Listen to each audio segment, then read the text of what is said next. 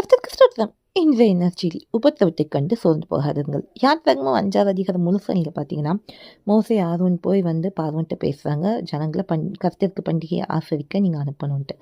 பார்வோன் எனக்கு அதெல்லாம் தெரியாது, உங்க கர்த்தர் யாருன்னே தெரியாதுன்னு சொல்லி இஸ்ரவேல் ஜனங்களோட உபத்திரவத்தை பெருக்குறாங்க. அதாவது அவங்க செங்கல் வேலை செஞ்சா அவங்களுக்கு வைக்கோல் கொடுப்பாங்க.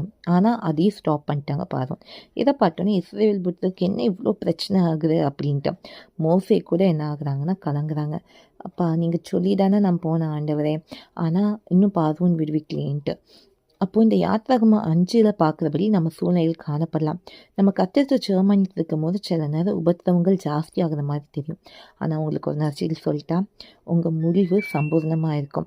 உங்கள் வாழ்க்கையில் தீமையான காரியங்கள் கர்த்தர் அனுமதிக்க மாட்டார். அவர் தீமையை நன்மையை முடிய பண்ணுகிற தேவன். அதனால் என்ன சூழ்நிலை வந்தாலும் கர்த்தரை நம்புறதை மட்டும் விட்டுறாதீங்க, சோர்ந்து போகாதீங்க. கர்த்தர் பெரிய அற்புதங்களை நம்ம வாழ்க்கையில் காண செய்வார். இதுவே இந்த நற்செய்தி. மறுபடியும் உண்டாகட்டும்.